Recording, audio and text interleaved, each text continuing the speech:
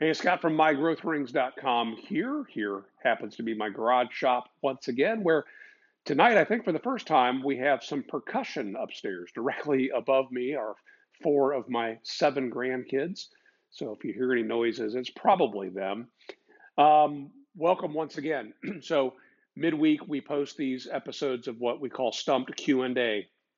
That's the follow-up video to the weekend video. So this weekend, I shared with you my drum sander, and lots and lots of comments, lots of new subscribers. So if you're new to the channel, welcome. Good to have you. And I do appreciate that, and I appreciate your comments as well. So let's just cut right to it.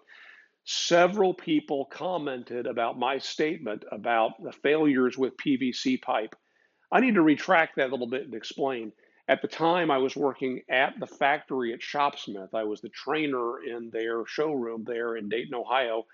And one day I was taken out to the recycling bin and they were throwing away these rolls of PVC. Turns out they were actually tubes, not plumbing pipes. They were the core of craft paper, and they were using that as packing material, the craft paper. And the idea of, hey, I could use these for roller stands, we could use these for maybe dust collection, that was a fail too. But I tried it initially with my drum sander, and the walls were just too thin. So if you were to build something like this and use a PVC pipe, I think you could have better success than I did if you go with at least Schedule 40, ideally Schedule 120 if you can get your hands on it, really thick walled pipe.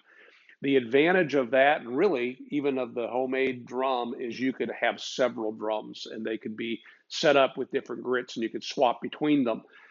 People that are using that type of a drum are typically wrapping the abrasive. They'll buy a belt, spray an adhesive on the belt and onto the drum, and then wind it on.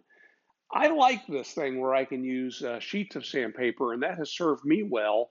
And the fact that I can put a couple different grits on there, I think, is pretty slick. But yeah, go ahead if you want to try PVC pipe. I have no problem with it. I just had to fail because of what I was doing. Let's also cut to the question about plans. I don't have plans for this, but because so many people commented on it, I have reached out to somebody who can help me with SketchUp. I played around with SketchUp about 10 years ago and just didn't stay on top of it and don't have the time to refresh my memory. So I'm going to pay somebody to do some drawings of this. Now, will they be plans? We'll see. But if it works out the way I'm thinking maybe it will, I'll do a video walking through step by step how I produced it. And those drawings will be available, and I don't know, it'll be $5 or something like that. Don't hold me to that. Maybe it'll be 6. Okay, several mentioned that they have the Mark VII. And there's two versions of the Mark VII. There's the Mark VII 7 made in the 1960s. And that was a machine that tilted both directions and had a vacuum cleaner built in underneath it. And it had a reverse drive motor on it. The modern Mark VII made today by Shopsmith also tilts both directions, but no vacuum. And it also can turn in reverse. So if you have a Mark VII, either version, where you can change the rotation of the drum to spin the opposite direction, yes, you could feed it from the front. Okay. Hey, for those of you who don't know, I was one of the beta testers for Shopsmith 10 years ago. Some of my earliest videos on this channel were testing that PowerPro headstock, and it's a pretty slick headstock. They had me do a retrofit of a 1954 sand cast headstock, and that's what I was using in those videos. Okay, Bruce asked about the drum diameter. That's a good question because I actually tried several drum diameters. You can see here, let me pull this over. This is a 3 3/4 inch faceplate. And you can see that it doesn't quite cover the 3 3/4 inch faceplate. So the first diameter I tried was 3.5, and I wasn't happy with how little sandpaper I had to hold on to. There was also a much smaller one recommended at one time. I think 2.5 inches recommended that. I think I could put the sandpaper on sideways was the idea behind that. But this one measured, and hey, my memory's good actually. This one measures 3 1/4. So I started with the 3 1/2, went down to 3 1/4, and that gave me the fit that I was going for. And there you can see it's made by laminating. I think that's 4 layers of 19 millimeter or 3/4 inch um, plywood. While it was square, I ran it through the saw and cut out that wedge. And then that wedge that I removed became the wedge that I returned and screwed in place to hold the sandpaper. All right. So hopefully that answers questions about how it's constructed. Now, the other question that came up was, how did I get it round? That's actually a good question. There are there are 2 ways to get it to the initial stage of roundness. If you happen to own some scrapers, you're going to want to scrape that because using a skew or even a gouge on that is just going to be a rough ride. With carbide insert tools now, that's ideal. To that point, you can also use, if you own a Shopsmith lathe duplicator, or I suppose anybody's lathe duplicator, you can either put just a straight template and follow that, or what I've often done is I will clamp a straight edge to the table and use the front edge of the Shopsmith lathe duplicator tool to guide it square. It'll make sense maybe at some point if you look at a picture. I need to edit that out because that's crazy talk. But then how to true it. The way I trued it was I took a piece of melamine particle board and I glued sandpaper to that and ran that on the table facing up with the drums spinning over top and slowly raised the table until it was just kissing. And you can, with this, slide it underneath and move the abrasive side to side. And that's what I did. And then raise it a little bit more and sand it a little bit more. So basically, I didn't true the table to the drum as some people were asking. I trued the drum to the table, and that gave me perfect flatness as far as I care. Somebody also asked about the tolerance. Dude, this is not a planer. It is not for making super precise things. Could you make veneer for a guitar? Yeah, sure you could. But there could be some variance. I can take my material and run it through and flip it end for end and run it through again if I'm getting a taper or anything like that. I'm not getting a taper, but I could. The other question, do I ever feel the need for an anti-kickback device of some sort, or do I fear that the boards can come back out at me? Never felt the need to add an anti-kickback device, but you better believe that board could come back at you. So I do make sure to stand to the side as I'm feeding the stock through. Oftentimes I will bring my wife out here and have her work on the front end and just pull as I'm pushing through from the front. That's another reason why I added these shields here, just to make sure that if somebody were holding on to it and got pulled towards it, that they couldn't get pulled into it. Why plywood for the drum? Because after I failed on the PVC tubing, I made a drum out of solid wood, and it took less than a year, and that thing had warped into an oval and wasn't sanding well at all. And so I went with plywood at that point. I was using a lot of Baltic birch or apple ply, the brand that I was buying, a domestic version of Baltic birch. And it's just super stable, very thin plies, and I have found that worked really well. All right, let's see if we can pick up some details now. You can see to kind of clean this up, I did use some washers, some cup washers, wherever I used a screw there on the body of this.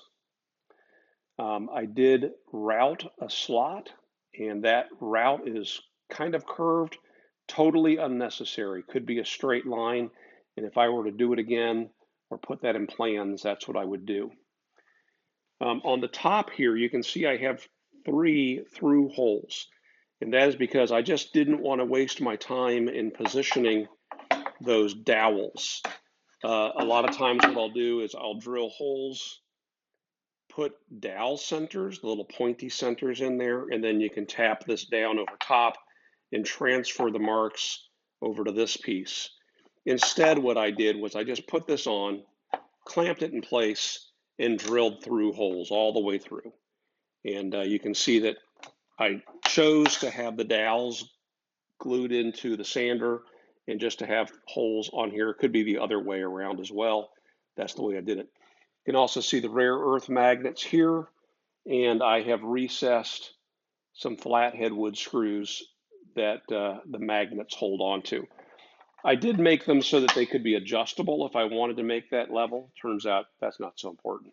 So let's take a look at what's going on under the hood and how we adjust and lock the table in place.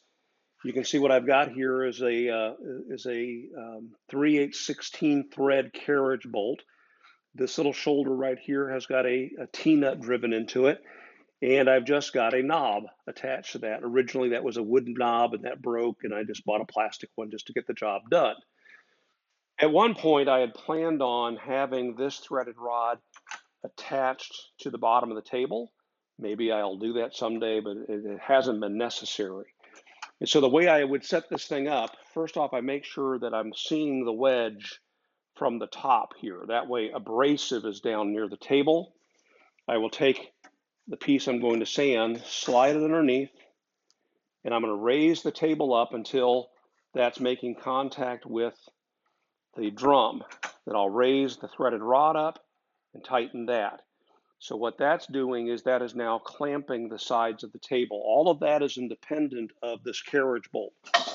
So now I'll loosen this, raise the carriage bolt up so it's touching the bottom of the table.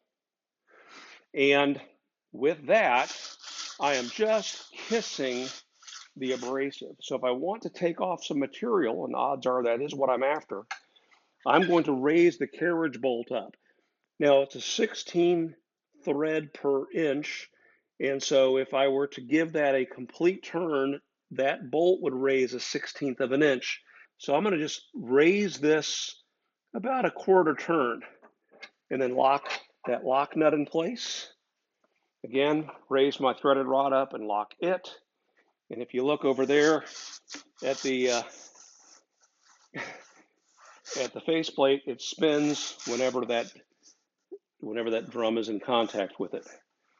Okay, there you go. That is how I adjust the height.